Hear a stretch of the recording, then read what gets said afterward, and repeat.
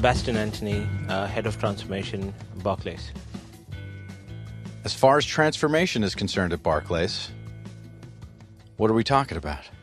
How big is this job that you have? Wow, okay. That's a very good question. The job is quite big because my remit goes across, primarily across Barclay Card, which is entity within Barclays. And Barclay Card is around about 12,000 FTEs, 12,000 people. It's got 7 business units within it, and roughly 20 million customers across the UK, and it's the largest card provider in the UK. All right. Now, do you have anything to do with the bicycles? I'm kidding. Not anymore. I'm kidding. Not anymore. Yeah, we used to sponsor them, but not anymore. I was joking, but you're saying that Barclays doesn't even sponsor the bikes anymore. Now it's done. I think it's done by Santander. Oh, okay. Fair enough. Yeah, we pulled out of that. That's okay. We did it for like a good 3-4 years. Sure. We pulled out. So this many customers, this many FTEs, there are a lot of people impacted by transformation is what we're saying. Oh, yeah, absolutely. But the focus is mostly, I mean, we look at it from a customer lens to start with. The customer's at the heart of it. And we mean it. We mean it, and we are the pioneers in bringing in innovative products. We're the first company to launch a card in the UK. So we are pioneers in bringing in some of the innovative. We are the ones who launched contactless for the first time in the UK as well. So we bring in those guys. So we like to innovate. Yeah, and in fact, the brand value of Barclay Card in the market is that we are seen as an innovation company.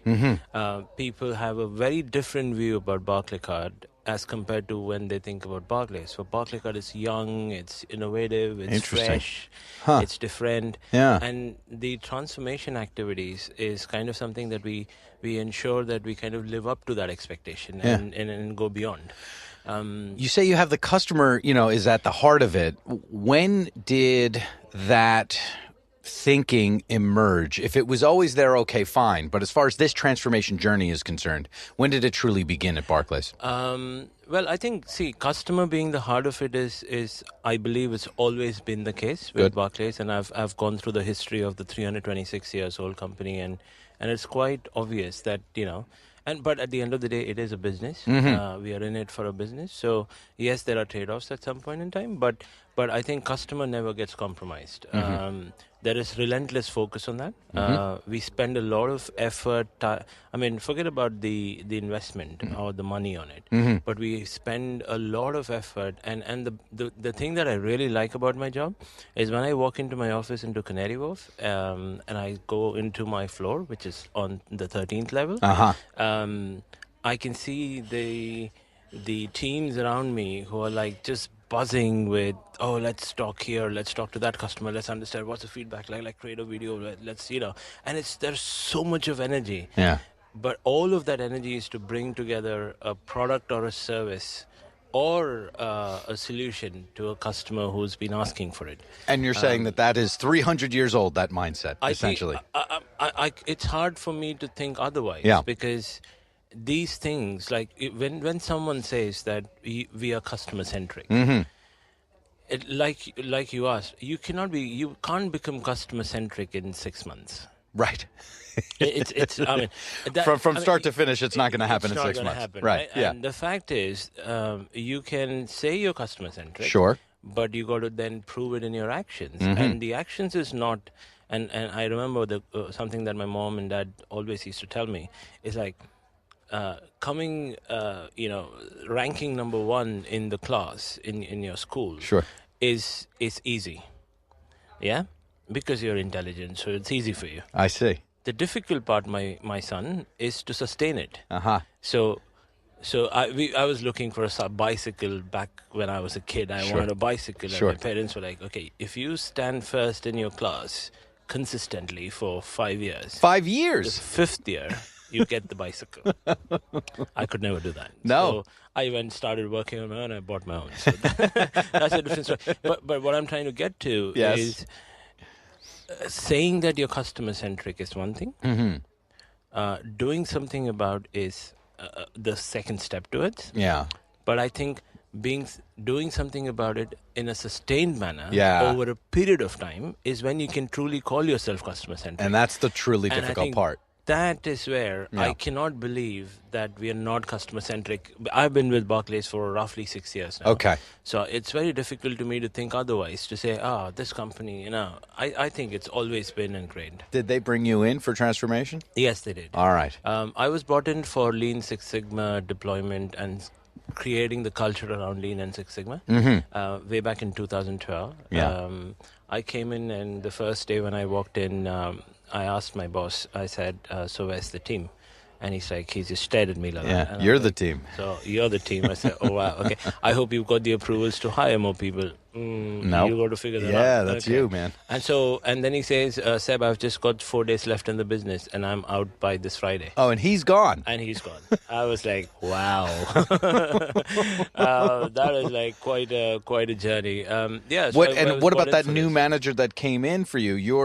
Who you were direct reporting to. What was that new mindset? Never happened. So, well, you had to be reporting to someone, Sebastian. I was reporting to someone, but that someone was nothing to do with Lean or Six Sigma. Oh, good. Okay. Fair enough. Just, okay, somebody's gone, so just go. So essentially, all you had justified was your salary until your annual review. Exactly.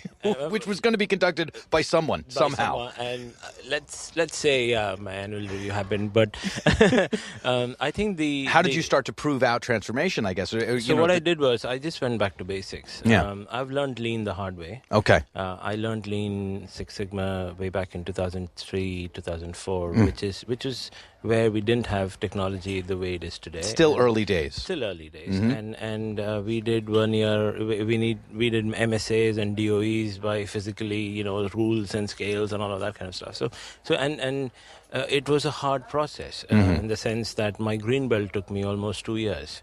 The green belt took 2 years. Yeah, because I had to do 3 projects and prove for the green belt. For the green belt in Wipro. My black belt took me around about 2.5 years. I have to do 2 projects, 6 trainings, which I have to deliver. Yeah. As a black belt, I have to deliver to green belts training. So it was quite a stringent way of going through it. Absolutely. Intensive. Very intensive. And something very close to what James was mentioning in GE GE Healthcare yesterday. And we are at PEX Europe in Amsterdam. And thanks for sitting with us while we're conducting the conference, but go on. Yeah, sure. So I think I came from that background of hard learning around Lean and Six Sigma. So it's not an online course which I attended for 2 weeks and then I'm a Lean certified. Just put it up on the wall, everything's fine, right? So when I came in, I said, okay, I don't have someone who I can refer to. What I've got in front of me is a bunch of people who are operational. There is a desire in the company to do something about efficiency and continuous improvement. That's why you're here. And that's why I was brought in. Right. Whoever said that is gone, but that's what I was brought in. Doesn't matter, right? Doesn't matter. I'm here already. And whoever said that to him had left. Yeah. So the 2 levels up were gone in reality. And I was like, okay, fine. So let's figure out what we want to do here. So I went into operations. Sat down with operations folks, introduced myself as, forget my title. I just said, hi, Sebastian, I'm just a lean process expert and just want to see what you're doing. Yeah. And it took me around about 6 months. But what I did, and that was my way of building the bridge. So I sat down with operations and I started observing processes. Plain vanilla, lean, on the floor, it's called Gemba. Walking the floor. I just walked the floor. Right. I made friends. I created relationships. And what that helped me was, by the end of, not 6, I think it was 4 to 6 weeks, 6 months. Yeah. Because it's a huge operations, right? But by the end of it, yeah, what really worked out was I knew the business operations. Forwards and backwards. Forwards and backwards. Plus, I knew the numbers. And you knew the people. And I knew the person. I know the I know the person on the ground who actually turns the dial. There you go. Not the one who keeps the dashboard. The dashboard. Right. So what happened is, traditionally, what I found through my journey was Barclays and Barclay card, because I was in Barclay card. the acceptance around, or the understanding around the concepts was very loose. Everybody had their own views of what a process is, what is end-to-end, what is customer journey, how do they differentiate. Through no fault of their own. No, it's just a organic understanding of what they think it is. Indeed. That is one. Second, there was a clear gap in talking about data. How do you mean? In the sense that performance metrics were discussed, but at a performance level, and nobody really cared about it. It was like, oh yeah, we got a dashboard, and almost a box to tick, and that's about right. it. And what I've learned over my 17 odd years is that if you have a dashboard and if everything is green, there is a problem. Yeah. Right? There is a problem. If it's consistently green all the time, that starts to sound like Bernie Madoff. Exactly. And that's what kind of hit me with when I did all my flow works. I was like, wow, that is like brilliant. So are you saying you have no problems in operation? Oh my. And then you hear the feedback. Oh, we're struggling. Our capacity is low and utilization is low, and we're losing people. Okay. But the dashboard's perfect. Exactly. Yeah, so you get my point. Yeah. So I started getting into numbers. I started getting into performance valuation. Not valuations, but performance metrics, KPIs, SLAs, how we're doing, etc.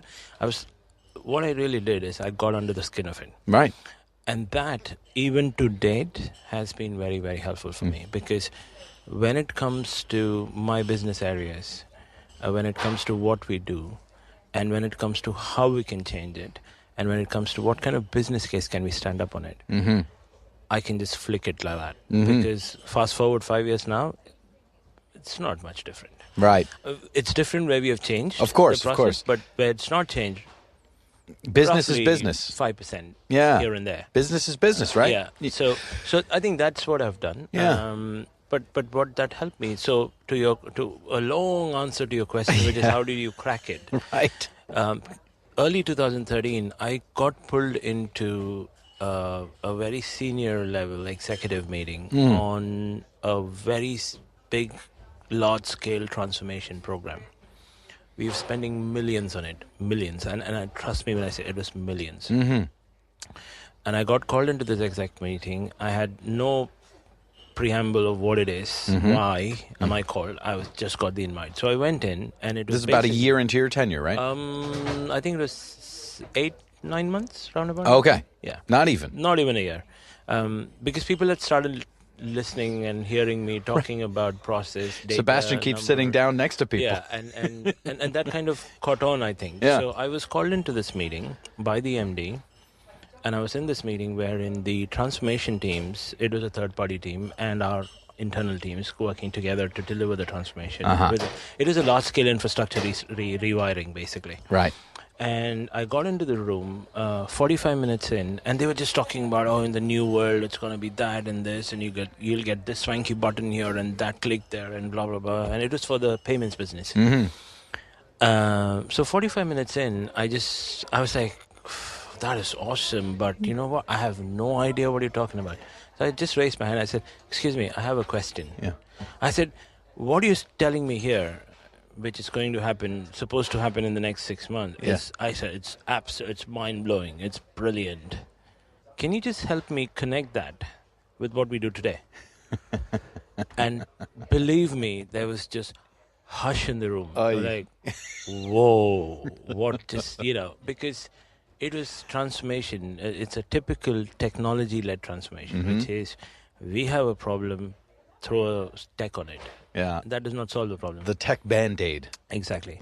And I think that if I can put something around what made the turn, what was your turning point? That was it. That was the turning point. Because the moment I asked the question, after the 5-second hush in front of a senior MD, right, which is who's very, very good at what she does. Right.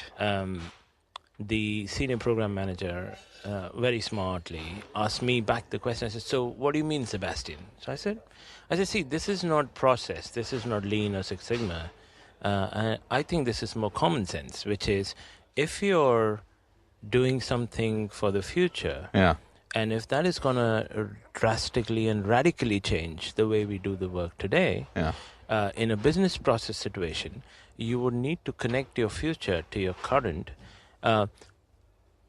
not because, it's a good thing to do, but, it helps you to understand how the agent or the colleague on the floor, how is their life going to change? What are they do? So if they do A, B, C, D today, is that going to be A, B, C, D, or is it going to be A and then Z? Because it's going to completely transform.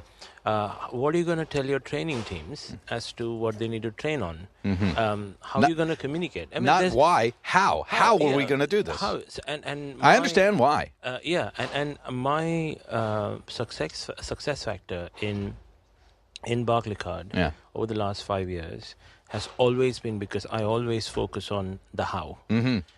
What is, philosophy? It's like, oh, wow, we can, bring you 500 bots. I was like, brilliant. Fantastic. How are we going to do that? Yeah, exactly. Because I've got a 1970 mainframe system. Tell me how we're going to run it. Because that is reality.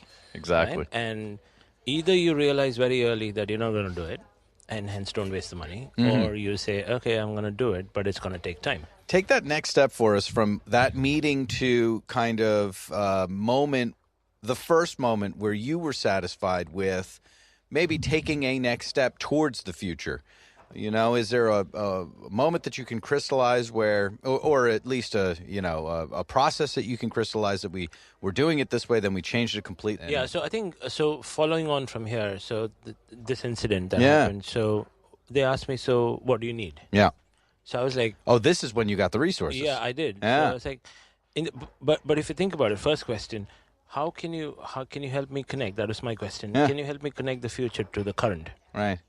Hush. Right. Second question, so what do you mean, Sebastian? I Right. said, common sense. Yeah. You need to link for blah, blah, blah reasons. All right. Third question, so what do you need for that? I thought the meeting is not... I've been invited into the meeting. Just sitting here. I didn't have to... I said, now it's okay. your meeting. Yeah, now it was my... in the last 15 minutes. Right. It was my call now. So I said, okay, I think what we need to do is we need to understand our current processes. Yeah. You already have a list of all the new worlds, so that is great. I need to understand what we have today. We need to document that.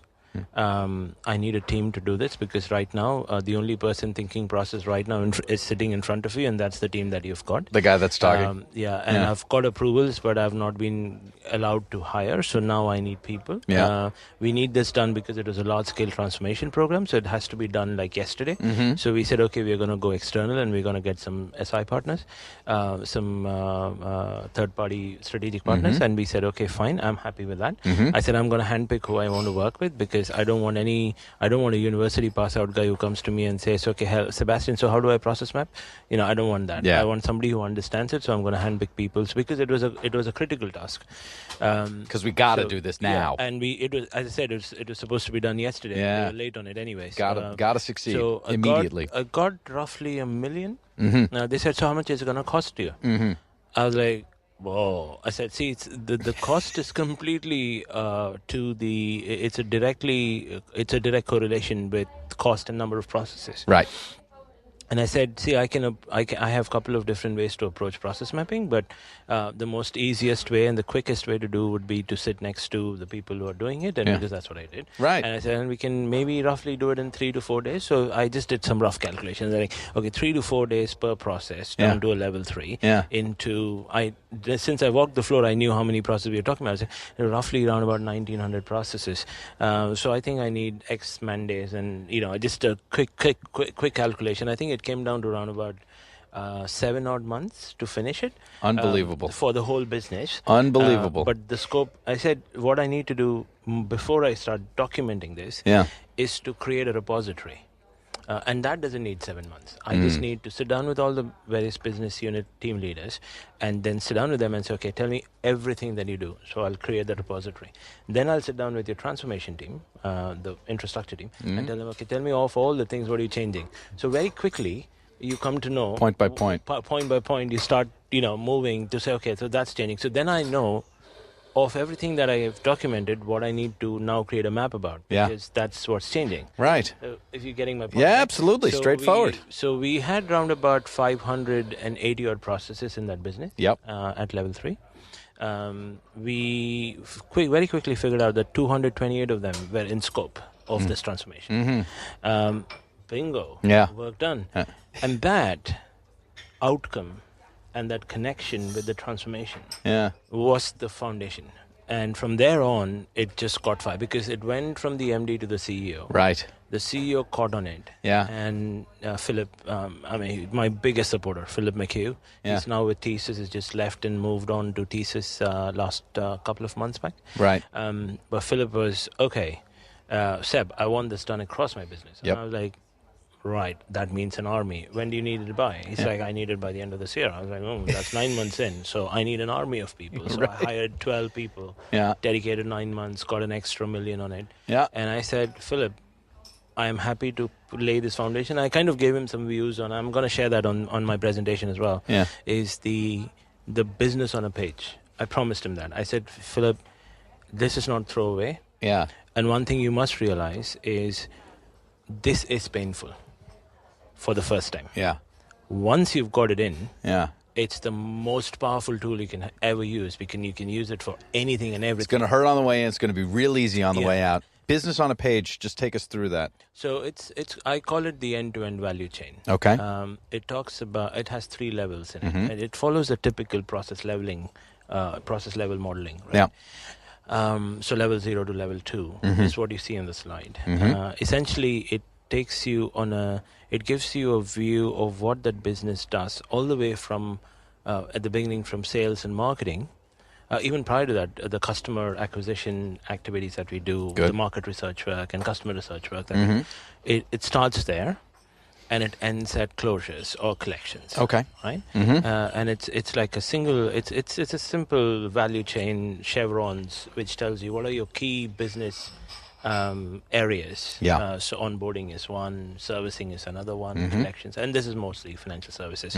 But I'm pretty confident that we can do this in any industry for that matter. Sure. And then what it says, okay, so within onboarding, what are your key activities? So, at level 1, it tells you onboarding is talking about application processing and fulfillment. That's what it is all about. Yeah. So, and then at level 2, it tells you, so in application processing and fulfillment, what are some of your 4 key major things or processes, end-to-end processes that you conduct? So one of them is data validation and verification, because that's what you do. Data collection becomes a sub-activity in that.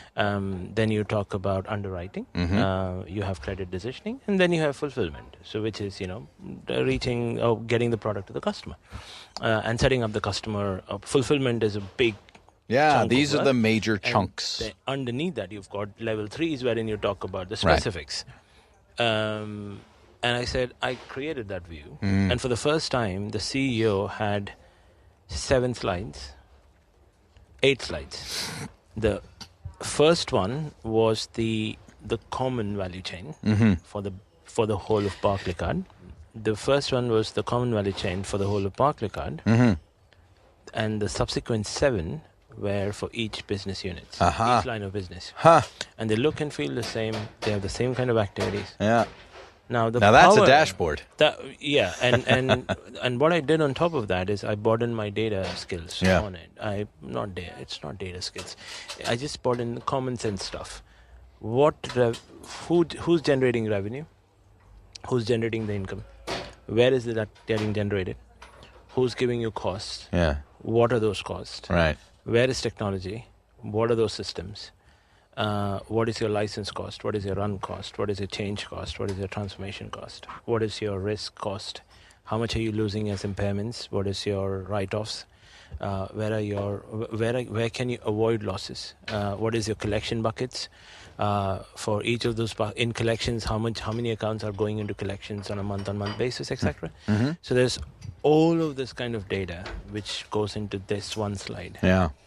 So when you're doing your reviews, your performance reviews, you're talking to your senior executives, you're talking to your teams, all you need is this one sheet of paper on the page and say, right, so what's happening here? Here it is. If you now, I got this idea, I saw this for the first time in Bank of America.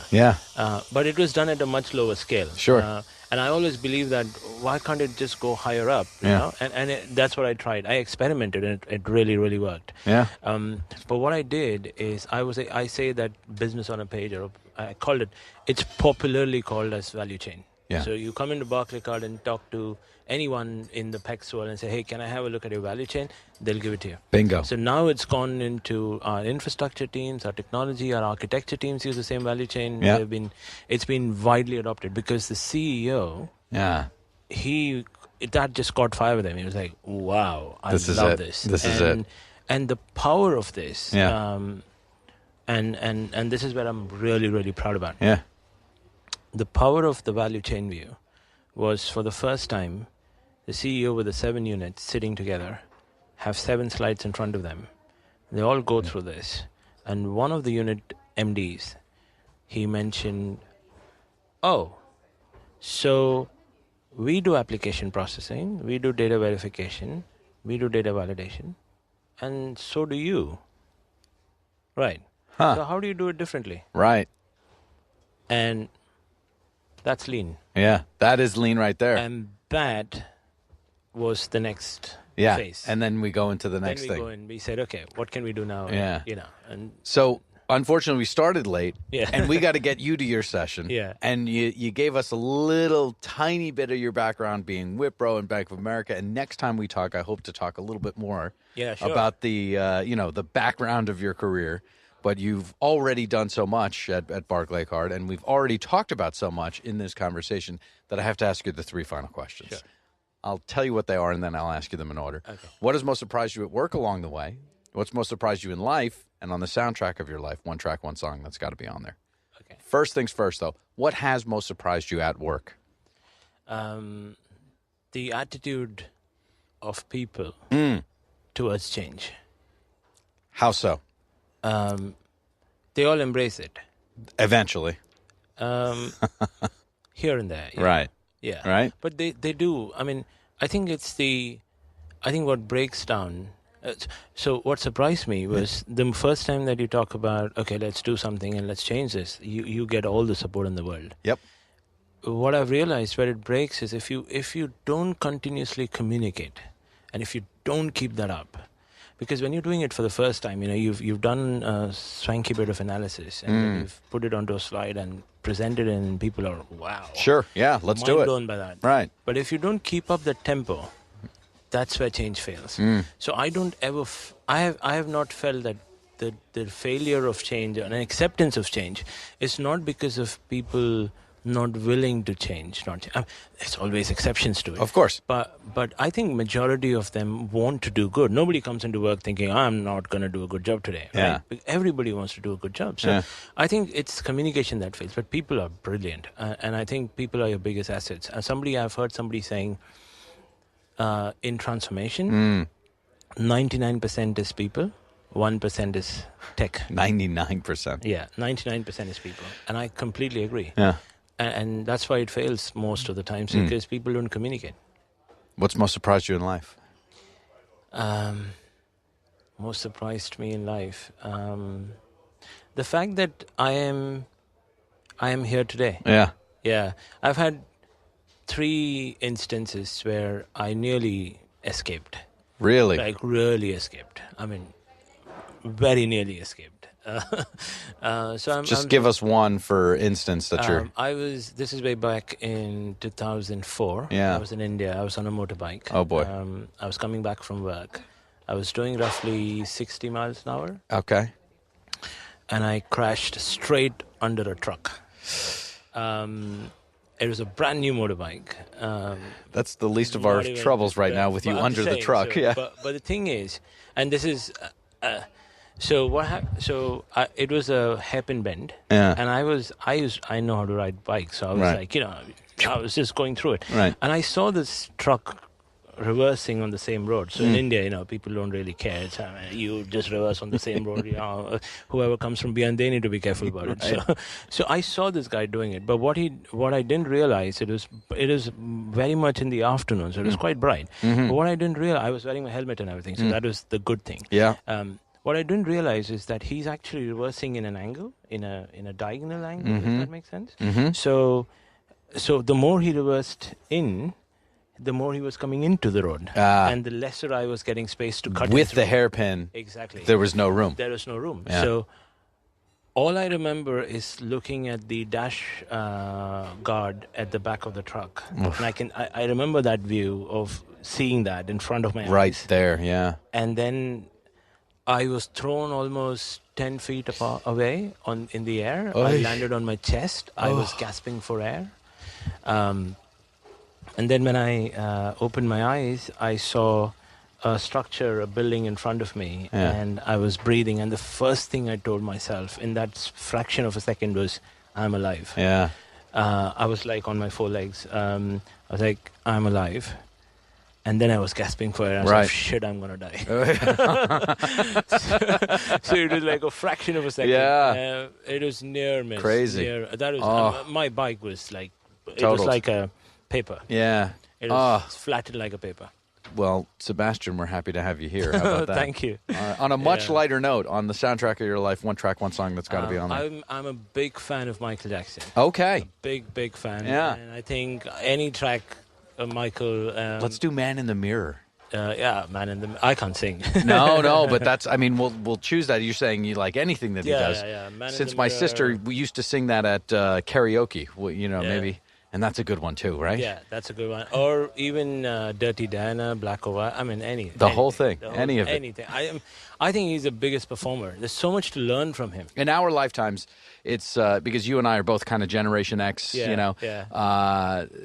He's the kind of the biggest one from from when we were kids to now. To now. I mean, without question. I don't see anybody who can bring in that presence on the stage. Yeah. I mean, Beyonce is awesome. Of course. J-Lo, great. But all those dance moves come from James Brown through Michael Jackson to these folks. Exactly. And I mean, look at what he does on the stage. It's just crazy. Yeah. And I heard one of his interviews, and in which he says, when somebody comes into seeing my show, I want them to get mind blown. It's not a music show. Yeah. It's an experience. He wants to create an experience. Yeah. He wants to create something Avatar. It's like a experience when you go and watch the movie, and that's what he's always intended to. And with that, let's go watch your presentation. How about that? Thank you. Cheers.